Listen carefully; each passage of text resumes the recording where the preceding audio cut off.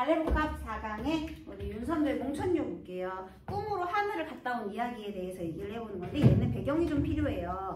사실 이 윤선도라는 사람이요. 효종의 스승이에요. 그 임금님 스승 입장에서는 우리 스승님 좋은 관직에 앉히고 싶잖아. 그래서요. 이 효종이 좀 배경을 알아야 돼서 효종이 윤선도를 이 성균관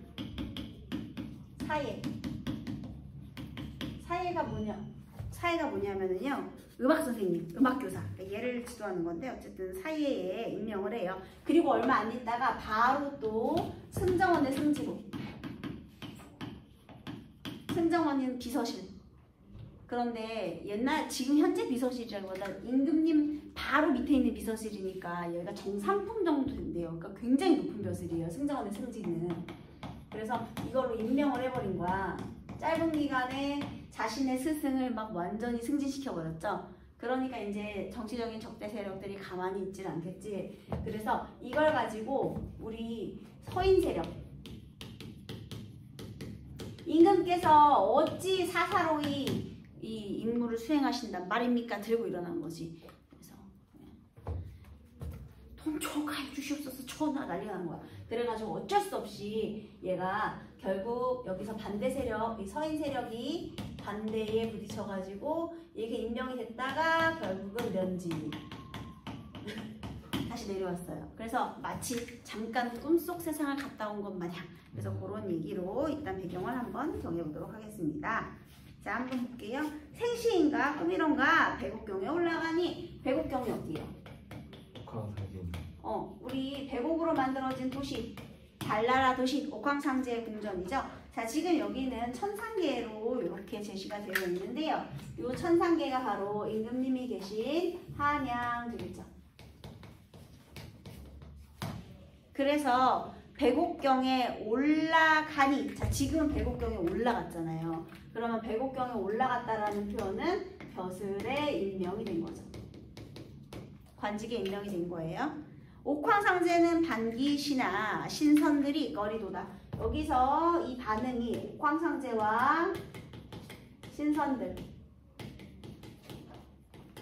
서로 태도가 다르죠. 분명 옥황상제는 반겨주셨거든요. 그런데 신선들은 꺼린대요. 서로 태도가 대비를 이루고 있죠. 한마디로 옥황상제는 화자에 대해서 우호적인 태도를 지니고 있는데 신선들은 정치적인 적대 세력, 서인 세력, 정적 세력이거든요. 근데 지금 현재 임금님 곁에 신하들이 나를 싫어해. 그래서 부정적, 적대적, 나에게 부정적인 태도를 보여주고 있어요. 에휴, 두어라 오호연월이 내 분수임이 옳도다. 자, 오호연월 자연에서 사는 걸 난 좋아한대요. 한마디로 그냥 연월, 이 자연 속에서 사는 거, 여기가 이제 속세가 되는 거죠. 배곡경 말고 내가 자연 속에서 이 속세에서 살겠다. 아름다운 자연의 귀에서 사는 것이 내 분수에 맞는다. 자, 결국 태도 어떻게 된 거예요? 여기 벼슬에 갔다가 어떻게 된 거야? 신하들이 꺼렸기 때문에 어떻게 된 거예요? 맞아요. 여기서 벼슬에서 물러나서 자연에 귀의하게 된 거예요. 근데 여기서의 일시적화자의 태도는 체념. 내 분수에 맞구나. 분수에 만족한다. 안 번지죠. 의 태도도 되겠습니다. 그리고 자연 친화도 괜찮아요. 오호연월이니까. 난 자연에서 사는 게 호수, 그 다음에 뭐 자연, 안개, 달 이렇게 아름다운 자연에서 사는 게 좋아 이런 뜻입니다. 그 다음에요. 풋잠에 꿈을 꿔. 자, 이번에는요. 여기 지상계에서 내가 내 분수는 오호연월이라 이거 이렇게 지상에서의 삶을 만족하고 있고요. 그 다음에 풋잠에 꿈을 꿔. 자, 지금 내가 지상계에서 꿈을 꿉니다. 꿈을 꿨는데요. 11호에 들어가니 11호 12개의 누가 어디에 이게 배곡경에 있죠. 그래서 꿈속에서 그러면요 내 소원은 임금님 보는 거거든요. 그런데 내가 저 천상계 저 배공루 누각에 갈 수 있는 이것이 바로 뭐예요? 꿈이죠. 그럼 여기서 이 꿈의 기능은요 소원을 성취할 수 있는 거야. 소원은 뭔데? 임금님 만나는 거. 그래서 임금님을 만나게 하는 통로이면서요 첫 번째 임금님 만나는 통로.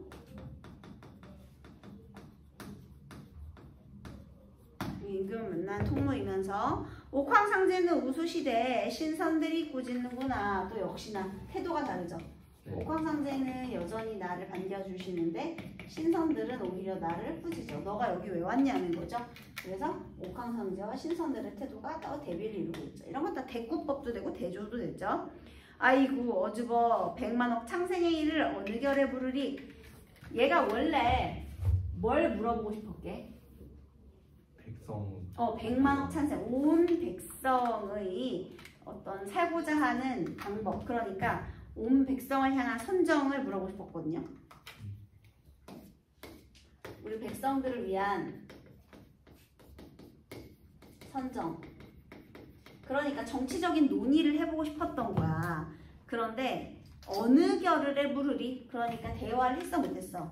못했어. 말조차 못했다는 거지 서로. 그래서 선정을 베풀고 싶었지만 그것이 좌절된 거예요. 물어볼 시간도 없었다. 임금이 날 싫어하는 게 아니라 애초에 대화를 할 수도 없었다는 거죠. 그래서 자 꿈은 첫 번째는 임금을 만나는 통로예요. 그런데 두 번째는요. 이것이 좌절되는 공간이기도 하죠. 만나서 선정을 베풀고 싶었는데 선정이 좌절되는 공간. 선정에 대한 포부가 좌절되는 공간이기도 합니다. 그래서 중요한 거는 백성들을 잘 살게 하기 위한 그 얘기를 물어보고 싶었지만 물어볼 수 없었다. 이렇게 되는 거예요. 그 다음 하늘이 이질렀을 때 무슨 기술로 기원해 얻는고 배공루 중수할 때 어떤 장인마치가 이원해 얻는고 옥황상제께 아뢰어보려 했더니 다 못하고 왔구나. 자, 하늘이 이질렀어. 이게 한 구퉁이가 없어진 거야. 그때 무슨 한 구퉁이가 사라졌다라는 건 나라의 위기 상황이겠죠. 나라의 위기 상황에 어떤 기술로 꿰맸을 것이냐. 또 배공루를 고칠 때 중수한다는 거 고친다는 거야. 어떤 장인마치가 일을 했느냐. 자, 그 다음에 여기서 또 물어보고 싶었던 게 있었어.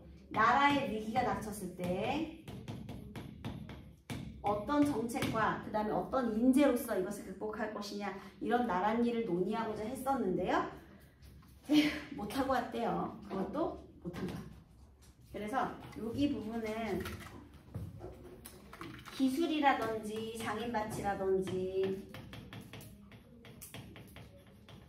이것은 나라의 위기가 나라를 구할 위기에서 구해낼 어떤 정책이라든지 그 다음에 인재, 훌륭한 인재 이런 거거든요. 그래서요 지금은 뭔가 지금 하늘과 그 다음에 배공루 이렇게 천상계 이야기에 우리 나랏일을 어떤 방식으로 설명하고 있느냐? 유추의 방식으로 드러내고 있죠. 중요한 건 근데 못해서 안타까워. 논의하지 못한 안타까워. 이번엔 유추의 방식을 설명해 내었습니다. 그러니까 자기가 이제 선정을 바꾸고 싶지만 못했기 때문에.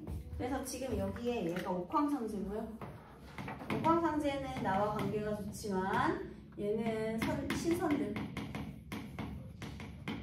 화자. 그래서 꿈을 통해서 올라가서 말을 하고자 했지만 말을 못하고 다시 되돌아와야 하는 그런 안타까움. 그래서 난 그냥 자연의 기회에서 살겠다 이렇게 되고요. 그 다음에 화자를 향한 태도가 서로 대조적입니다. 그래서 임금을 향한 연군지정 이렇게 되겠네요. 어떤 친구들이 선생님 그러면은 얘는 충신 연주지사인가요? 얘를 많이 물어보거든요. 네.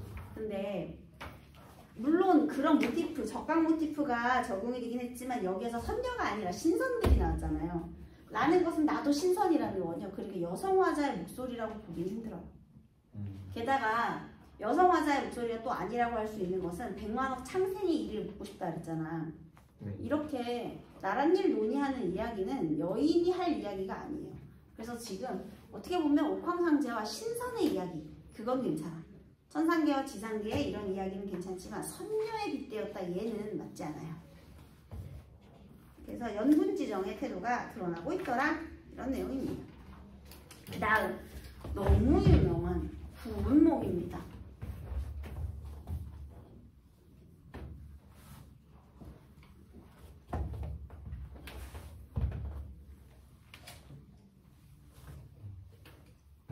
군만중이들을 가면서 어머님이 적적하실까봐 뭐 단 하룻밤에 써내려갔다 뭐 이런 것도 있죠.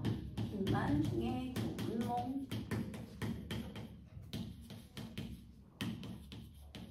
일단 구운목은 제목의 의미가 또 많이 나오죠. 제목 구는 뭐겠니? 인물. 인물이 어떻게 9명이에요? 주인공 이름 뭔지 아세요? 성진. 맞아요. 그리고 선녀 몇 명? 이렇게 해서 9명의 인물. 그 다음에 우는 구로 문자를 쓰고 있거든요. 그래서 얘는 주제와 관련이 있어요. 세속적 부귀공명의 덧없음. 인생우상. 그 다음에 몽은 구성. 얘는 한몽구조. 의 형식을 가지고 있죠. 애들이 제일 헷갈리는 게 한몽구조는 현실에서梦으로 그리고 다시 현실로 이렇게 되는 건데 현실은 왠지 지상계일 것 같잖아요. 현실이 인간 세상일 것 같지. 인간 세상이 현실일 것 같은데 아니에요.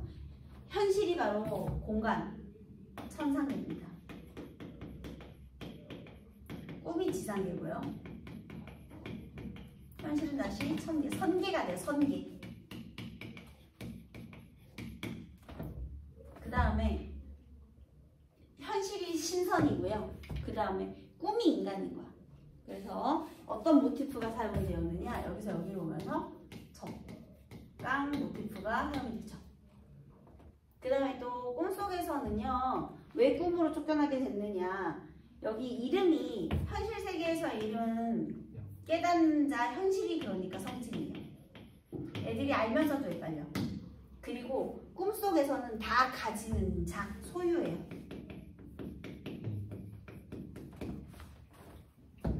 그러니까 애들이 당연히 원래 주인공 이름이 성진인 걸 알아. 근데 그걸 자꾸만 이거를 이제 그 현실이 성진이고 그다음에 꿈이 소유인데 이거를 굉장히 헷갈려요. 왜냐면 천상계가 현실이다 보니까 잠깐 정신을 안 차리면은 요게 헷갈려 버릴 수 있어요. 그래서 정신 차리시고 그 다음에 성진과 소유의 사이인데 그래서 이름에서부터 다 나오잖아. 그치? 되게 쉬워요. 성진이요. 용궁에 가가지고 후하게 막 대접을 받고 돌아오는 길에 팔선녀를 만났더니 막 유교의 그 입신양명, 사내 대장부로서 즐기는 그런 부귀공명 이런 게 너무 부러운 거야. 그래서 세속적 부귀공명을 욕망하게 되고 그로 인해서 꿈속으로 빠져들어요. 그래서 여기에서 중요한 건 영웅의 일대기적 부름.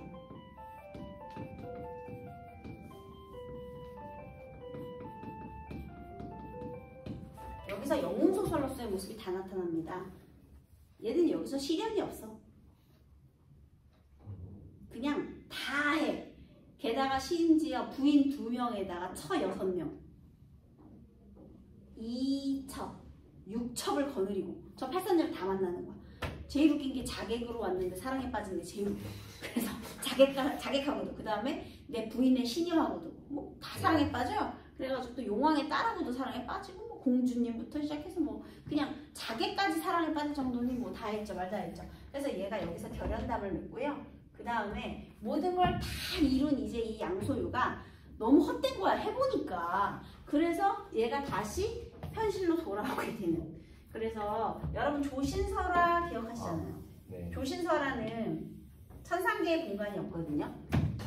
조신설화는 그냥 지상계야. 이론론적 공간이야. 근데 조신이 태수 김은의 딸을 너무 흠모하다가 이제 그 딸이 다른 사람한테 시집가게 돼가지고 굉장히 슬퍼하면서 부처님을 원망하면서 잠이 들었는데 50년을 살다 보니 가난이 너무 죄스러운 거야. 사랑은 그대로인데 가난해서 먹고 살기가 너무 힘드니까 안 되겠다. 게다가 또 첫째 아들은 개한테 물려 죽거든, 아니 굶어 죽거든요. 그리고 막둥이 딸이 개한테 물리고, 그래서 둘둘씩 한 명 죽고 둘둘씩 애를 데리고 찢어져서 살자. 그 말을 들으니까 조신이 너무 깊은 거야. 그래서 깨보니까 너무 사랑이라는 세속적인 욕망이 헛된 걸 깨닫고 걔가 사비를 들여서 절을 하나 지어요. 그게 바로 정토사인데요. 정토, 서방 정토. 그러니까 현생은 다 쓸모없다. 열심히 도닦아서 어디를 가자? 내세로 가자. 서방 정토로 가자. 그래서 신라인들의 그런 내세관이 드러난 그런 조신설화가 있는데, 걔는 여기서 경제적인 궁핍이 있지만 얘는 여기서 모든 영웅적인 활약을 통해 다 고난 없이 성취를 한다. 그래서 여기에서 결연담을 영수의 플러스 결연 다 이루죠. 그래서요. 자, 여기서의 또 이제 꿈. 이 구운몽에서의 이 꿈은요. 세속적 욕망 성취의 수단.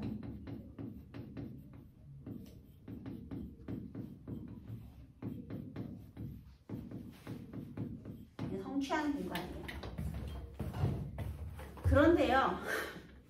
우리 구운몽의 내용도 내용이지만요. 얘가 뭐 다 하거든요.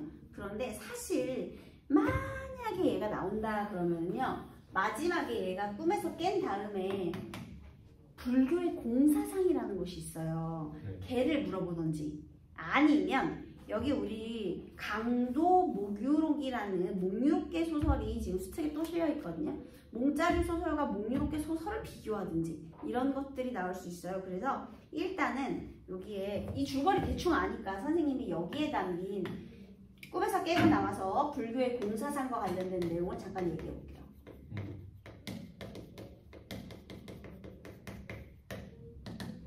물론 내신은 여기 교재가 나오겠지만 그래도 한번 크게 한번 들어주는 거야. 겸사겸사. 일단 김만중의 어머님이 굉장히 독실한 불교 신자였다고 합니다. 그래서 여기에 유불선 한교가 다 나오는데요. 그 중에 도교는 너무 헛되고 이룬 자가 없죠. 뭐 불로장생 약이 없잖아요. 그 다음에 유교는 죽으면 끝이야. 이름밖에 안 남아. 그런데 불교의 공사상, 이것이 내세관이 있잖아. 다시 환생할 수가 있잖아. 그러니까 이것이 최고다. 그래서 순서를 매기고 있거든요. 근데 불교의 공사상은 굉장히 중요하게 생각해요.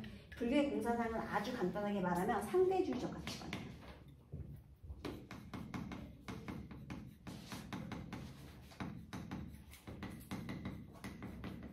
성진이 꿈에서 깬 다음에 육관대사한테 그런 말을 해요.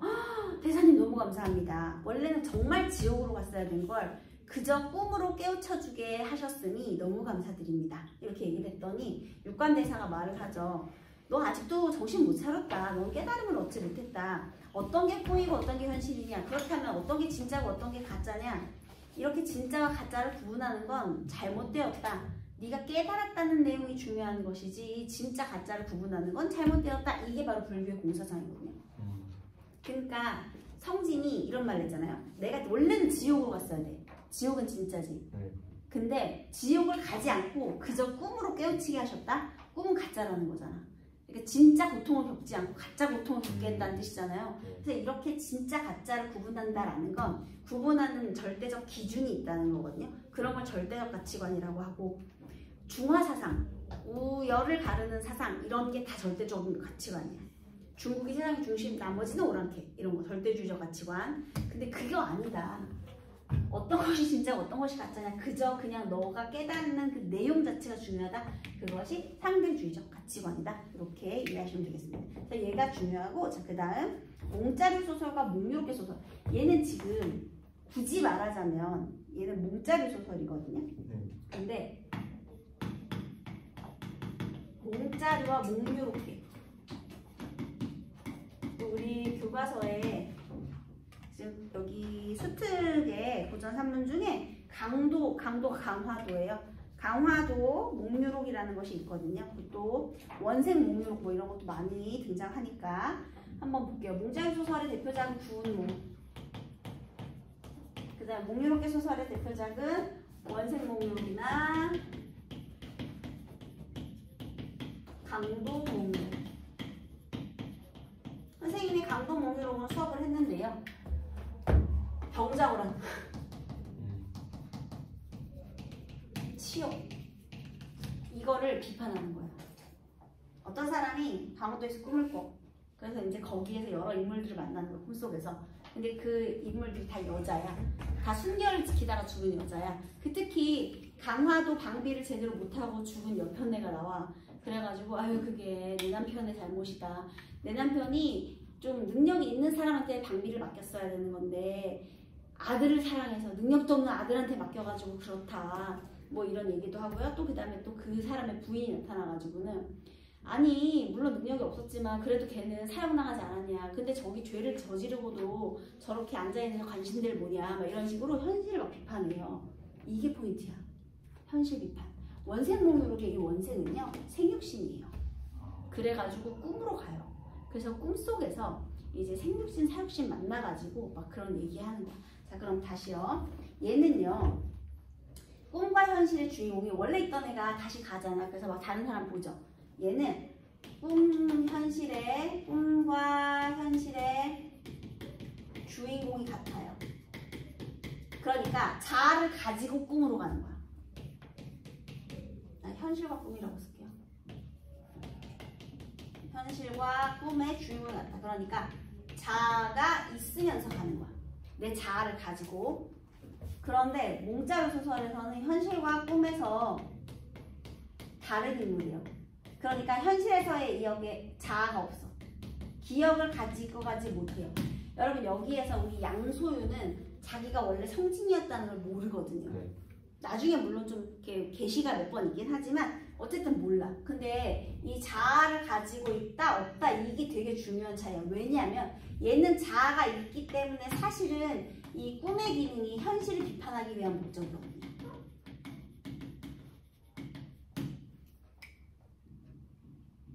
그런데 이때의 꿈은요 자아를 잊어서 나중에 내가 원하던 게 헛되다라는 걸 알아야 되기 때문에 얘는 인생 무상을 깨닫게 하는 계기예요.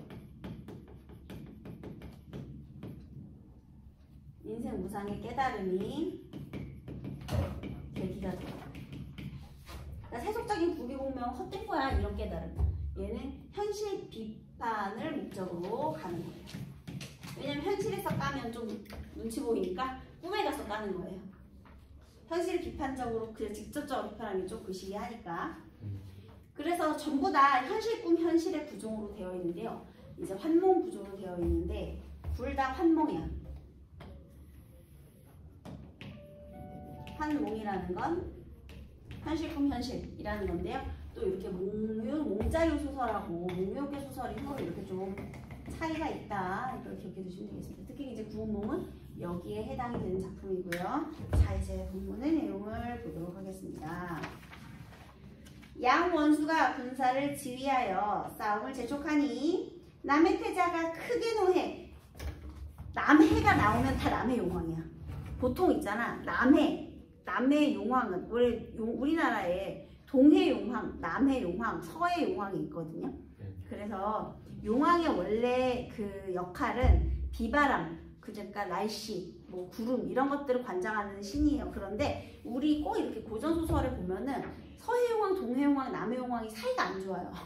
맨날 세력 다툼을 하고, 그러니까 바다가 항상 이렇게 막 파도도 치고 막 정신이 없잖아. 그런 거를 아마 용왕들이 다투기 때문이라고 생각을 했었던 것 같아. 잔잔한 날이 없어. 항상 바다에 신들끼리 싸워. 그러니까 남의 태자는 남의 용왕의 태자예요. 벌써 신이하죠. 전기적인 특성이 드러나죠. 그래서 지금 여기서 남의 용왕의 아들, 남해의 태자. 용왕이에요. 용왕의 아들, 용자겠죠, 용자. 근데 크게 노해 천만종의 물고기에게 명하자. 잉어제도, 자라, 참군이 기운을 돋우더니 용맹스럽게 튀어나왔다. 물고기가 막 튀어나왔어요. 원수가 지휘하여. 원수가 뭐지? 양. 그렇지. 양소유죠. 장군이 지휘하여 한 번에 다 베어내고 백옥에 채찍을 들어 한 번 휘두르니 위와 죽이죠. 백옥 채찍. 100만 군병이 일제히 짓밟치며 와우 채찍 한 변에 100만 군병 다 죽였어. 삽시간에 부스러진 비늘 깨진 껍질이 땅에 즐비하고 여기서 부스러진 비늘과 깨진 껍질 요거 잘 기억해 두세요. 이게 나중에 나오거든요. 그래서 태자는 몸 여러 곳을 창에 찔려 변신하지 못하였다. 마침내 태자가 원수의 군사에게 잡혀 결박된 채로 원수의 말 앞에 엎드리자 원수가 크게 기뻐하며 징을 쳐서 군사를 돌렸다. 자, 지금 둘이 싸워가지고요. 남의 태자의 항복을 받아내었죠. 그죠? 원수가 크게 승리를 한 거예요. 그때 수문군이 양 원수에게 알려왔다. 백룡담 낭자가 직접 진압해 나와 원수를 치하고 군사들에게 먹을 것을 나누어 주려 하십니다. 남의 태자에게서 우리 백룡담 낭자를 구해냈어요. 양 원수가 사람을 보내 맞아들이자 용녀가 백룡담의 낭자인데요. 이 용녀는요 또 동정호에 그러니까 서로 사이가 안 좋았는데 여기 이제 동정호 용왕의 딸이에요. 용왕하고 용왕의 딸이 있어. 이 딸이 용녀겠죠.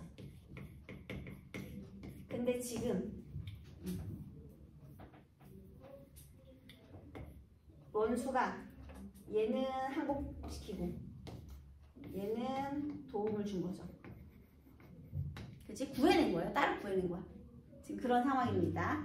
그래서 원수의 승전을 취한 후 술 100석, 소 100마리로 군사를 먹이니 군사들이 배를 두드리고 춤추며 노래하며 이런 걸 함포 고복이라고 해요. 함포라는 거는 배부르게 먹고 그다음에 따뜻하고 고복은 배 두드리는 거야. 아, 잘 먹었다 하는 거예요. 함포 고복. 그래서 어쨌든 용맹한 기운이 전보다 100배나 더 있다. 양 원수는 용녀와 함께 앉아 남의 태자를 소리 높여 꾸짖었다. 내가 청자의 명을 받들어 사방에 도적을 치면 일만 귀신도 감히 명을 거역한 자가 없는데 너같이 조그만 놈이 천명을 모르고 감히 대군을 거역할 건방지기가 짝이 없다. 그치?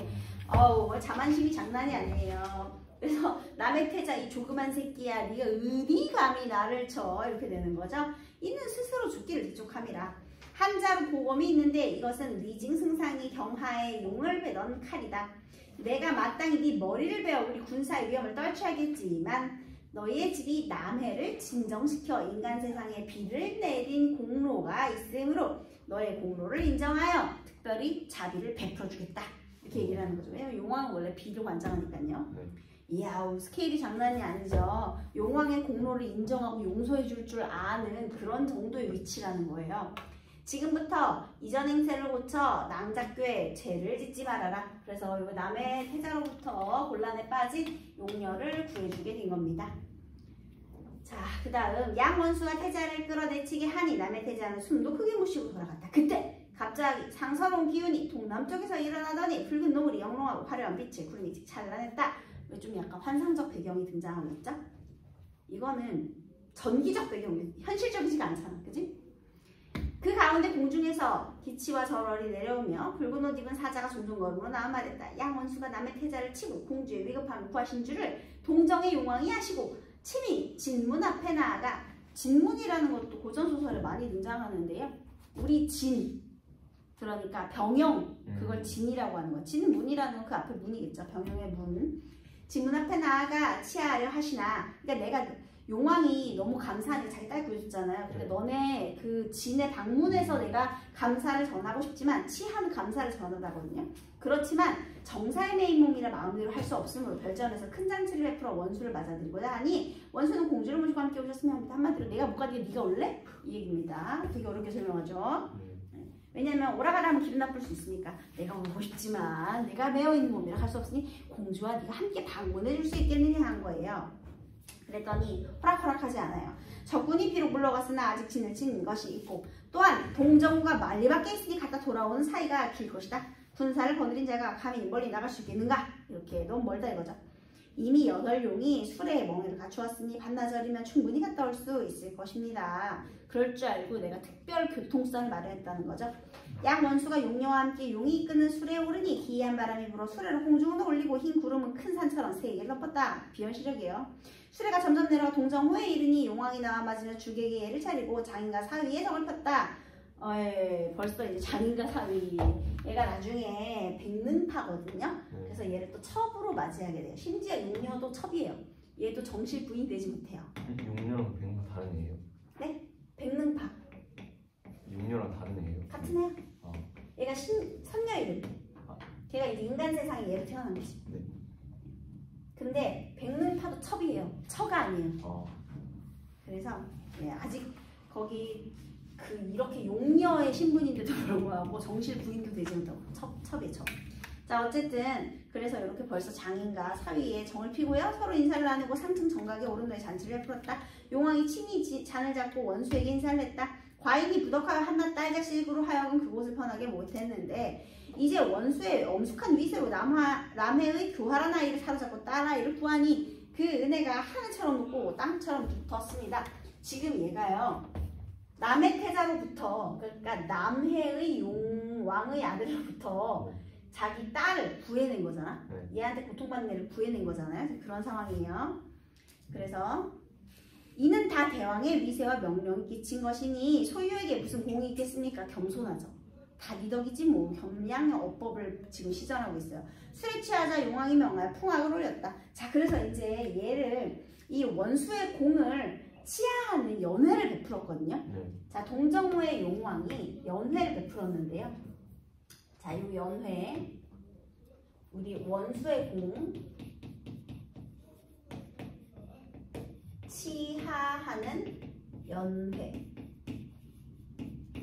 지금 베풀었어요. 이때 이제 음악이 나오는데요. 음률은 조화로워 들으면 절조가 있으나 시속의 풍악과는 달랐다. 그러니까 여태까지 들어본 스타일의 노래가 아닌 거야. 그래서 각각 좌우의 장사 1000명이 칼과 창을 들고 큰 북을 울리며 나오는데 6쌍의 미인들이 부용을 읽고 명월패를 차고 가볍게 비단 소매를 펼쳐 쌍쌍이 춤추니 장관이었다. 양원수가 용궁의 풍악을 듣다가 물었다. 이게 무슨 곡조입니까? 이 곡조는 옛날에는 수부, 용궁에 없던 것입니다. 그러니까 이거 지금 그 발표된 지 얼마 안 된 노래라는 거야. 과인의 맏딸이 경하왕 태자의 아내가 되었을 때 어느 유생이 전해주는 글을 통해 시집가서 고통받는 사실을 알고 과인애하고 전당군이 경하왕과 크게 싸워 이기고 딸아이를 데리고 돌아왔습니다. 자, 우리 또 여기서요. 이게 굉장히 복잡한데요. 당나라 소설이 있어요. 중에요. 우리 유의전이라는 게 있어요. 유이라는 사람이요. 얘도 또 그 경하왕의 태자의 아내가 되었을 때 고통받는다 했잖아요. 그러니까 얘가 동해용왕의 딸이 저기 경하왕의 태자 경하왕 용왕이에요? 아니요. 경왕의 태자의 아내가 되었어요. 그런데요. 경왕의 태자의 이제 아내가 된 거죠. 그런데 여기서 시집 가서 시댁살이 둘이 결혼을 했는데 얘가 굉장히 얘네를 시댁에서 학대를 당하고 있었답니다. 동해용왕의 딸이. 그런데 그걸 누가 알려줬어? 유이라는 사람이 얘를 동해용왕에게 글로 알려줄 거야. 야, 네 딸 지금 고통받고 있는데? 하고 보자질한 거지. 그랬더니 그래서 그때 과인의 아우 전당군. 자, 전당군 동해용왕의 동생인데요. 이 전당군이 구출해줍니다. 얘도 용이겠네. 그래서 자 어쨌든 그랬대요. 그래서 경왕과 크게 싸워 이기고 딸아이를 데리고 왔는데 그때 궁중 사람 하나가 이 풍악과 춤을 만들어 전당군 파진 그러니까 악을 파했다는 거죠. 그래서 이름을 붙였습니다. 가끔 귀주, 환풍악이라고 부르며 궁중잔치에서 연주했는데 이제 원수가 남의 태자를 부수어 우리 부녀를 서로 보이게 해주었으니 전당군의 옛일과 흡사함으로 이번에는 아까 그 전당군 파진악이었잖아요. 그거를 원수 파군악이라 부르겠습니다. 이렇게 된 거야. 그러니까 지금 봐봐라. 이 원수의 공을 치하하는 연회에서 부른 노래가요. 어떤 노래하고 똑같은 거야? 전당군의 업적을 기리기 위한 연회하고 똑같은 거지. 왜? 이때도 맏딸을 구해줬고 지금 여기도 내 딸을 또 구해줘. 용녀를 구해줬으니까. 그래서 얘하고 같은 거야. 용왕급 대접이죠. 그래서 이때 불렀던 노래야. 그게 원래는 그래서요. 우리 이게 유이하고 전당군 그러니까 이 두 사람을 위한 노래였죠. 네. 전다분하고 유의. 그래서 유의를 기르기 위한 그런 노래였는데 어쨌든 그렇게 됐대요. 그래서 양원수가 이거 전당분도 되고 유의를 기르는 것도 되고 얘도 같이 구해준 거니까 이렇게 얘 동생 웬 남이니까. 그래서 얘가 나중에 이 딸이랑 이 인연을 맺고요. 동생하고 결혼을 시킬 순 없지. 가족이잖아. 그러니까 얘랑 결혼하고 얘가 신선이 되거든요. 이제 그런 소설이에요. 유의전. 그런데요. 양원수가 또 물었다. 그 유생이 어디 있으면 한번 볼 수 있겠습니까? 그는 지금 영주산에 선관이 되어 마을에 있으니 여쭤보겠습니까? 신선이 됐대요. 술을 9번 돌리고 나자 하직 인사를 했다. 군중에 이리마나 오래 머물지 못합니다. 대학께서는 만수무강하십시오. 낭자는 뒷기약을 잊지 마시오. 염려할 일이 아닙니다. 언약대로 할 것입니다. 해서 이제 결혼하게 되는 겁니다. 그래서 원수가 문득 앞에 보니 우뚝 솟은 5봉이 구름 사이에 있는데, 자 지금 이렇게 연회에 갔다가요, 연구에 갔다가 나오는데 거기에 5봉우리에 산이 막 구름을 막 이렇게 막 있는 거야. 이게 바로 남산의 남악형산. 남악의 형산. 이 남악의 형산이 신선산이거든요. 신선산. 이 뻑큐가 아니고 신선봉우리예요. 그래서 요 남악의 형산은 원래 누가 있던 곳이죠? 바로 이 성진이 살던 공간. 성진 행자가 수행하던 공간. 그게 이제 남악의 형산이에요. 이게 지금 현실로 간 거예요? 잠깐. 이건 사실 몽중몽이에요. 몽중몽. 요 사이에서 양소역을 살면서 꿈을 꿔. 근데 이거를 몽중몽이라고 하는데요. 몽중몽은 바로 현실이었던 거예요. 이렇게. 그래서 현실과 몽중몽은 연결이 되어 있어요. 자, 그런데 어쨌든 여기 갔는데요. 근데 사실 있잖아. 이거 본문에 수록된 부분부터 지금 다 꿈이야 지금. 아직 이게 다 몽중몽이에요? 네, 다 몽중몽의 내용부터 지금 시작이 되고 있는 거예요. 지금 여기 남의 태자랑 싸움부터 다 꿈이야 지금. 이것도. 결혼한 걸 좋아하는 꿈이에요? 그 나중에 이제 결혼할 거야. 그러니까 현실과 꿈이 다 연결이 되어 있어. 자, 계속 읽어볼게요. 이 산은 무슨 산입니까? 제가 천하 명산을 두루 구경했지만 형산과 이 산은 보지 못했습니다. 여러분 현실에서의 기억 못해. 현실 기억 없어. X. 그러니까 성진으로서의 삶의 기억이 없어요. 원수는 이 산 이름을 알지 못합니까? 남악 형산입니다. 어떻게 오를 수 있습니까? 잠깐 구경하세요 하고 길을 찾아 언덕 하나 지나 구렁을 건너니 점점 지경이 그윽했다. 만경이 널려있어 다 구경할 수가 없었다. 군중에서 오래 마음 시달리고 정신이 고달픈데 이 몸에 티끌이냐니 뭐 그리 중요한 거야. 갑자기 속세에서의 인연을 막 번뇌하고 있어요. 공을 세우고 물러가면 초연히 만물밖에 사람이 되어야지. 갑자기 속세를 떠나고 싶은 소망, 막 여기서도 갈등이 시작되고요. 경세 소리가 수목 사이에서 흘러나. 경세 소리라는 건 이거 치는 소리, 절간에서 나는 소리. 그래서 갔더니요, 한 노승이 나타납니다. 한 노승 동그라미 해서 육관대사예요. 근데 육관대사의 외모가요, 눈썹이 길고 희며 골격이 맑고 파리하여 고령임을 알 수 있었는데, 자 여기 외양 묘사를 통해서 노승의 비범함을 또 드러내는 장면이었습니다. 눈썹이 길고 여기까지 눈썹이 이렇게. 그 다음에 골격도 맑고 파리하고 비범해요. 그 다음 산중 사람은 귀가 밝지 못하여 대원수가 오시는 것을 전혀 알지 못하며 문 밖에 나가 영접하지 못했습니다. 원수는 용서하십시오. 원수가 아주 오시는 날이 아니오니.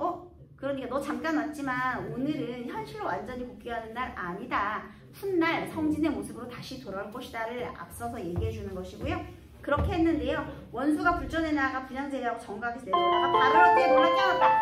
발을 헛디뎌 놀라 깨어났다. 메모하세요. 이제 몽중몽에서 깨어난 거예요. 깨어나 사방을 살피니 책상에 기대어 있었고 원수가 이상히 여겨 장수들에게 물었다. 너희들도 꿈을 꾸었느냐? 이제 그렇다고 대답했다. 지금 사실은요. 여기서 도적들이 쳐들어왔거든요. 도적과의 싸움이요. 그런데 모두가 같은 꿈을 꾼 거야. 도적이랑 싸우는 중에. 그래서 여기 잘 보세요. 소장들도 꿈에 원수를 따라 신병 귀졸과 크게 싸워 이기고 대장을 사로잡아 돌아왔으니 이 꿈의 내용이에요. 이는 실로 도적을 무찌르고 사로잡을 좋은 조짐입니다. 아직 사로잡지 못했어요. 싸우는 중입니다. 그런데 꿈을 통해서 승전을 예언하는 거죠. 그래서 원수가 꿈속의 일을 낱낱이 말하고 장수들과 함께 백룡담에 가보니 아까 그거 부스러진 비늘과 깨진 껍질이 땅에 질비하고 흐르는 피는 시내를 밀고 있었다. 꿈속에서 남의 태자를 무찌르는 것이 이렇게 현실과 연관이 되어 있죠.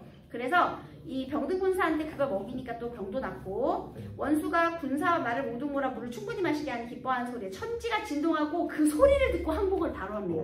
그래서 이렇게 승전을 올리게 됐네요. 네.